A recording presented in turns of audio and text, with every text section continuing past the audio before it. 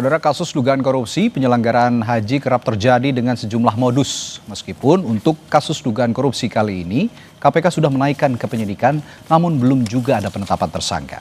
Dan untuk lebih lanjut, saat ini kita akan membahasnya bersama Muhammad Yasin selaku mantan komisioner KPK dan juga ada Boyamin Saiman selaku koordinator MAKI. Selamat malam Bapak-bapak. Selamat malam. Saya ke Mas Boyamin dulu. Mas Boyamin, ini seperti yang sudah dipaparkan di berita pengantar tadi. Temuan-temuan MAKI itu kan ada beberapa macam ya. Ini saya bacakan lagi. Pembagian haji reguler dan khusus yang tidak sesuai. Lalu pungutan liar calon jemaah haji khusus hingga 75 juta per orang. Dugaan markup, penambahan biaya, catering dan penginapan. Ya, ini temuan-temuannya. Tapi yang ingin saya tanyakan sekarang justru sosoknya yang melakukan penyalahgunaan atau penyelewengan. Siapa saja yang terlibat di sana kalau penelusurannya MAKI? Itu jadi pertanyaan yang sekarang jadi pertanyaan publik kan itu. Ya, mau tidak mau saya harus memberikan istilahnya sabar. Gitu kan. Ya, karena kalau menunjuk orang nanti dikira mendahului KPK. Saya juga salah juga kan itu. Prinsip azas praduga tidak bersalah itu harus kita junjung, dan kalau sepil ya bolehlah dikit-dikit kan.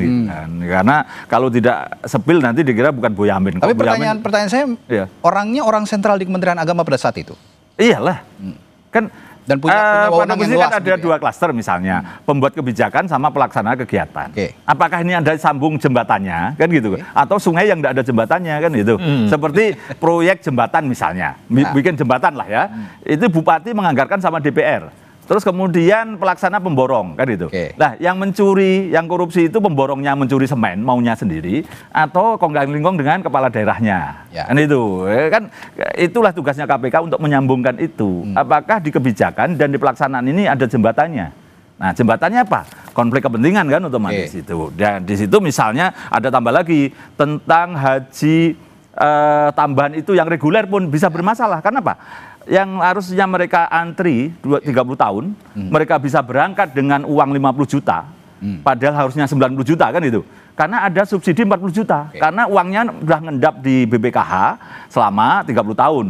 Nah, tiba-tiba yang reguler tambahan tadi, banyak yang baru, yang belum antri sampai 2 tahun. Kan tidak boleh dia menerima manfaat, harusnya bayar 90. Tapi kenyataannya, ya bayar 50. Diambil dari mana?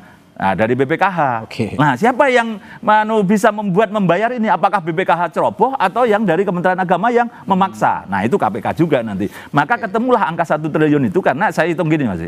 Yang dari dugaan pungli itu, yang 5.000 aja lah, kali 922, karena dipotong oleh petugas haji dan kesehatan. Itu maka ketemulah angka 691 miliar. Nah, kemudian dari dugaan yang tadi ini, yang haji reguler yang ternyata mengambil dana BPKH, subsidi itu, ya anggap aja 100 miliar, kira-kira kan gitu. Ketemulah 300. Terus dugaan markup catering haji, ya kira-kira ya 200. Ya ketemulah hampir 1 triliun juga. Gitu loh. Kira-kira kalau saya diminta membreakdown itu, 1 triliunan itu, dulu kan saya rilis pertama ya antara 500 sampai 1 triliun. Kan itu. Nah, itu kan juga di angka yang bisa jadi naik lagi. Karena apa? 5.000 itu kan minimal. Diduga ada yang 7.000, ada yang 10.000 dolar loh ya. Itu berarti kan ya kalau 70 kali 115 sudah berapa? Kalau saya membaca statementnya Pak Yasin di media bahkan hampir 2 triliun katanya Pak ya. Kalau itu kan 5.000, kalau 10.000 semua. Berapa? Kan itu kan. Kalau gitu saya tanya ke Pak Yasin nih. Ini selain Pak Yasin sebagai mantan ketua KPK, Pak Yasin juga pernah di Kementerian Agama sebagai inspektur jenderal ya pada saat itu ya. Nah, berdasarkan pengalaman Anda Pak di Irjen Kemenak, apa saja sebenarnya kelemahan sistemik yang terjadi, yang memungkinkan terjadinya dugaan korupsi seperti yang terjadi saat ini atau diperkarakan di KPK saat ini? Ya, Bung Adi ya. Ya, Radi Pak. Bung Radi ya. Ya pertama kita apresiasi KPK dulu lah. Pak Boyamin Saiman ya itu. Jadi sudah walk the talk ya, not only talk the talk. saya kayak inget quote-nya siapa itu. Oke, lanjut Pak. Jadi tapi tidak hanya sebatas itu. Jadi walk the talk-nya itu sampai sebatas ini kan baru tersangka tidak ada nama, ya kan? Harapan masyarakat ya pasti harus ada namanya, minimal yang dicegah bepergian ke luar negeri itu. Kemarin kan sudah dicegah 3 orang. Harapan masyarakat seperti itu. Nah, sehingga itu bisa menjadikan katakanlah bukti bahwa KPK itu bekerja dengan serius, profesional menangani kasus ini, khusus untuk kuota ya. Belum yang dibicarakan oleh Bung Boyamin ya. Boyamin tadi yang berkaitan dengan pengadaan barang dan jasa itu. Yang menjadi permasalahan sistem pengadaan barang dan jasa yang diatur di Indonesia itu tidak bisa diaplikasikan persis itu di luar negeri. Kecuali prinsip-prinsip umum yang bisa menjadi pegangan. Artinya luar negeri ini pemerintahan Arab Saudi begitu ya? Ya. Di Arab Saudi yang terjadi sana. Artinya kita sendiri juga tidak bisa menekan mereka untuk misalnya ya, seperti apa yang dilakukan di Indonesia kan harus melalui tender terbuka. Ya. Kemudian juga akan dipilih dari mereka itu. Nah, siapa yang penawar yang paling bagus. Dan kemudian prinsip yang kedua itu ya harus ada efisiensi, accountability, dan transparansi. Ya. Nah, di zaman saya jadi ijen, saya tempel terus karena tidak bisa melaksanakan itu. Yaitu para pelaksana seperti yang disebut oleh Pak Boyamin tadi kan ada pengambil kebijakan dan pelaksananya. Pelaksananya itu harus ditempel terus. Tempelnya bagaimana? Pengadaan perumahan juga ditempel. Jadi nggak sempat dia itu untuk melakukan suatu deal-deal yang hal itu yang sekarang tidak dilakukan? Oh, tidak. Yang kemarin, periode kemarin itu? Ya tidak. Setelah saya tidak di sana ya loss saja. Jadi kalau kami ditempel itu ya pengadaan perumahan kita tempel satu persatu hotel tuh di Mekah maupun di Madinah. Kemudian pengadaan catering, pengadaan transportasi kita tempel, kita ikut terjun. Nggak ada irjen yang mau seperti itu. Bahasnya yang kena malah pengambil kebijakan sekarang. Ya, sekarang yang mengenai kuota nih Pak Boyamin ya, dan Bung Ardi ya. Itu yang jelas, jamaah haji khusus itu yang berangkat itu 29.661. Banyak sekali. Ya, yang seharusnya kalau tambahan kuota itu 20.000 diatur sesuai dengan Undang-Undang Nomor 8 Tahun 2019 tentang penyelenggaraan ibadah haji, pasal 64-nya ayat 2-nya itu kan 8% itu untuk haji khusus.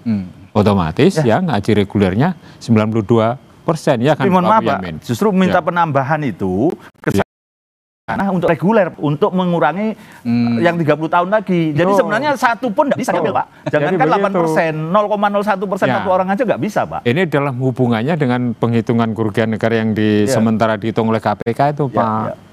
Jadi kalau menurut saya ya hitung-hitungan dari kelebihan 10.730 jamaah itu dikalikan misalnya paling murah 200 juta itu berapa US? Saya 5.000 Pak.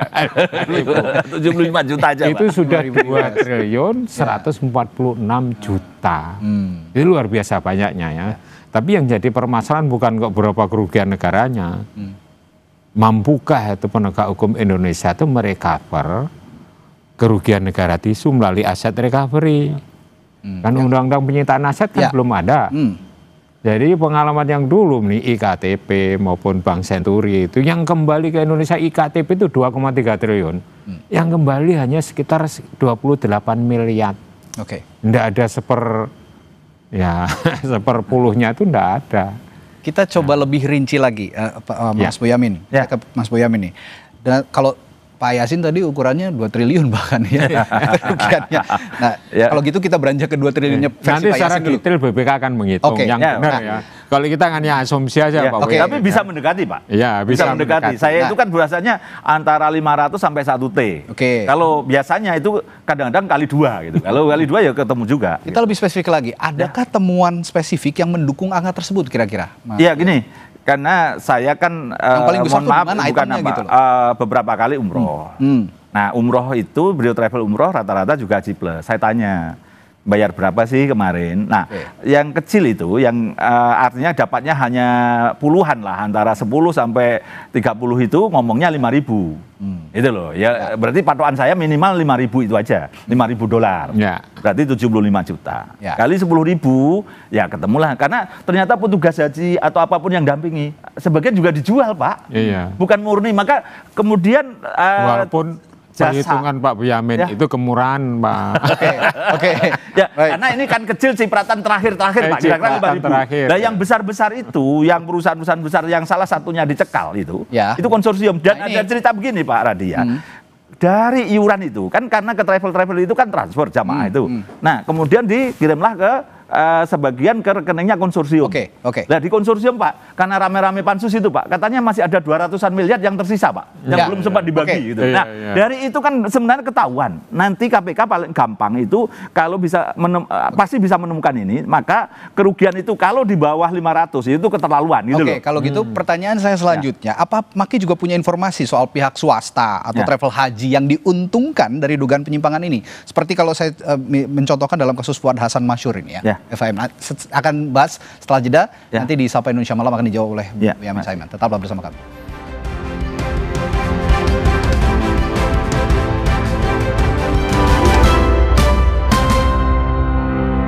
Bung Boyamin, ini kita langsung aja nih ya, mengulik nama-nama yang diduga terlibat dan akhirnya dicekal nih belakangan oleh KPK. Termasuk pertanyaan saya yang berkaitan soal itu, apakah Maki juga punya informasi mengenai pihak swasta atau travel haji yang diuntungkan dalam dugaan ini, termasuk juga penyelenggara negara yang diuntungkan dalam perkara ini? Ada yang saya katakan tadi, kan yang kecil-kecil dapatlah 15 kuota, 20 kuota, 2 orang loh ya, itu yang 5.000 tadi. Nah, itu kan berarti hanya sebagian kecil aja. Sementara 10.000, siapa yang nyerap 1.000, nyerap 2.000, sampai habis di angka 9.000. Gitu. Yang terbagi kecil-kecil itu kira-kira hanya 1.000-an, Pak. Kira-kira gitu. Nah, yang 9.000 ini diserap oleh perusahaan-perusahaan besar. Yang diduga yang termasuk yang dicekal itu. Karena dia selain untuk dirinya ada istilah konsorsium di situ tadi. Gitu. Konsorsium yang dijadikan saksi yang kecil-kecil dulu. Ya. Terus misalnya begini, kalau bicara ini, saya itu kan mendapatkan ini Mas, ini yang ada stempelnya begini yang saya serahkan kemarin kepada KPK. Ya surat keputusan yang Menteri Agama yang harusnya itu bicara undang-undang di itu mengatakan harusnya peraturan Menteri Agama. Kalau peraturan Menteri Agama itu kan ada verifikasi ke Menteri Hukum HAM. Melanggar atau enggak baru ditayang lembaga negara. Ya, melanggar undang-undang ya. Ya, enggak boleh, enggak bisa boleh. Maka ini kok surat keputusan. Kalau surat keputusan memang tidak perlu ditayang lembaga negara. Ini kan namanya sudah level saya loh. Cara orang Solo ini ngangkali. Gitu. Nah, siapa yang tanda tangan di sini? Ya kan Menteri. Gitu loh, meskipun saya tidak pernah nuduh Menteri Yakut, tapi apapun ini ada jejak begini. Jangan kan yang sudah ditanda tangan stempel. Yang masih parap aja saya udah punya. Saya harus menghargai KPK, satu. Nomor dua, menghargai whistleblower di dalam Kementerian Agama. Dengan segala risikonya membocorkan ke saya. Kalau mau dilacak, saya ditanya, dari mana? Mencuri kan gitu aja. Ya gitu aja. Mencuri segini juga tidak akan dituntut kan gitu kan. Kalau gitu ini udah cukup konkret intinya nih ya. Kalau gitu begini Pak Yasin. Pemeriksaan pemeriksaan sudah, status kepenyidikan sudah. Nah, selanjutnya ekspektasinya apa kalau Pak Yasin kepada KPK untuk kasus ini? Ya, kita merunutnya itu kan atas pelanggarannya. Kan harus diurut dari seseorang melanggar aturan, merugikan keuangan negara, apalagi merugikan jamaah ini yang seharusnya dia berangkat ini kan tidak ternilai harganya, tidak hanya sekitar 200 triliun. Ibadah di korupsi gitu ya? Iya, betul. Itu 23 Juni tahun 2023 itu pemerintah Arab Saudi sudah menginformasikan ada tambahan 20.000. Maka ditetapkan pada rapat dengar pendapat dengan DPR itu tanggal 27 Oktober tahun 2023. Itu adalah 2021 ditambah 20.000. Kan 241. Ya. Muncul lagi yaitu peraturan Menteri Agama itu nomor 1005 yang apa isinya di situ diturunkan lagi yaitu 221, seakan-akan tidak ada tambahan 20.000 itu yang sudah dideklar pada waktu tanggal 27 Oktober itu bersama-sama dengan Komisi 8 DPR. Muncul lagi aturan baru. Aturan baru inilah yang melanggar aturan. Seseorang kan sudah jelas seorang. Siapa itu yang menerbitkan aturan dong? Pengambil kebijakan tadi? Iya, pengambil kebijakan berupa apa? PMA nomor 130 tahun 2024, 15 Januari. Apa isinya? Di dalamnya tuh, jadi kuota yang 20.000 itu dibagi 10.000 untuk reguler, 10.000 untuk... Pak Yasin, bukan PMA, surat keputusan. Yang saya katakan tadi loh Pak, nomor ini kan 130 tadi lah. Ya 130 ya. Itu yang justru saya masalah, bukan PMA. Kalau PMA kan peraturan Menteri Agama. Yang ditayang di lembaga negara. Jadi surat keputusan itu akan melanggar lagi. Itu kan melanggar pasal 64 ayat 2 maupun ayat 4. Bagi 10%, 10%. Nah, sehingga akhirnya Ketemulah itu yang jamaah khusus itu 19.290, tapi yang berangkat 29.000. Selisihnya berapa? Makanya saya katakan selisihnya berapa? Jumlahnya 10.731 kali 200 juta. Lebih dari 2 triliun. Karena seseorang melanggar aturan, merugikan keuangan negara, merugikan rakyat yang lagi ngantri. Itu kan paling dolim itu. Ya kan? Dengan niat ada niat jahatnya ya tuh turunkan surat keputusan. Berarti itu mensrea ya Pak Yasin? Iya, saya kira itu. Dari 250 tiba-tiba turunkan 200, seakan-akan tambahan baru lagi, padahal sudah diketuai DPR. Mensrea nggak Pak? Betul, mensrea. Sudah, Pak Yasin pernah di KPK, sudah ada makanya saya tadi tanya, saya tembak langsung aja nih. Udah sekarang ya tadi sudah penyidikan, sudah diperiksa. Sudah jelas gitu, Pak Boyamin sudah hafal betul itu angka-angka. Nggak usah lama-lama itu untuk apa nih Pak? Untuk apa? Ditetapkan tersangka? Ya ditetapkan tersangka. Ini kita bukan Tadi gini loh, trial bar press ya. Saya hanya dicegah saja. Terus sekarang itu ada tersangka, terus kemudian diulur-ulur namanya nggak muncul-muncul, tuh masyarakat kehilangan trust kepada. Mas Radi biar nggak ngomong aja bahasanya gitu kan. Dasarnya yang jelas. Pasal 9 Undang-Undang Nomor 8 Tahun 2019 mengatakan di ayat 2 Pak, ketentuan mengenai pengisian kuota haji tambahan diatur dengan peraturan menteri. Jelas loh, ini pasal 9 loh. Ya tapi tidak harus melanggar undang-undang dong. Lah iya, misalnya pun Pak, gitu loh, anggap aja ini kebijakan boleh ini karena tambahan gitu. Tapi harus syarat yang mendasari peraturan yang lembaran negara tadi, verifikasi Menteri Hukum, boleh melanggar undang-undang. Kalau enggak ya udah boleh juga gitu loh. Itu melanggar undang-undang nomor 8 surat tahun 2019. keputusan. Sekarang surat keputusan ini siapa yang nanda tangani? Bahkan kemarin sudah saya sampaikan KPK gitu, inisial yang menyusun 4 orang dengan tergesa-gesa. Yang memarap ini juga saya tahu karena jabatan gitu.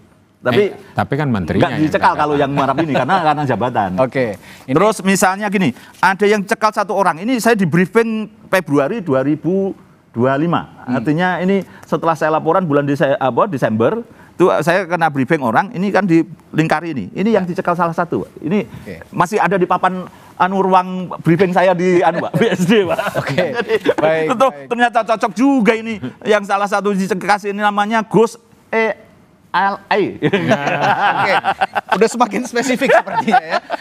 Jadi memang langkah yang ditunggu ya ekspektasinya Pak Yasin tadi ya.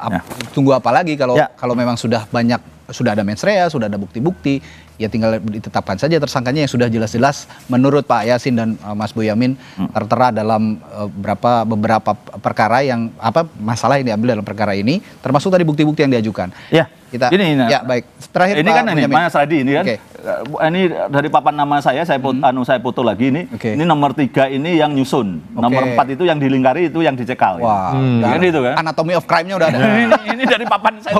Saya foto, saya printer. Baik, dan ini semua sudah diserahkan ke KPK. Sudah pas ternyata kan. Tinggal menunggu keputusan KPK kapan menetapkan tersangka. Sepertinya sih tidak lama lagi dan dalam waktu dekat. Kalau melihat sebentar lagi 17 Agustus ya mungkin setelah 17 Agustus kali ya. Ya pokoknya gini Mas Radi, 3 bulan tidak penetapan tersangka saya gugat lagi. Baik. Pak Yasin udah berapa kali saya gugat pimpinan KPK kan gitu kan. Baik, terima kasih Mas Boyamin, Pak Yasin telah hadir di studio Sapa Indonesia Malam hari ini dan memberikan perspektifnya dan pandangannya malam hari ini.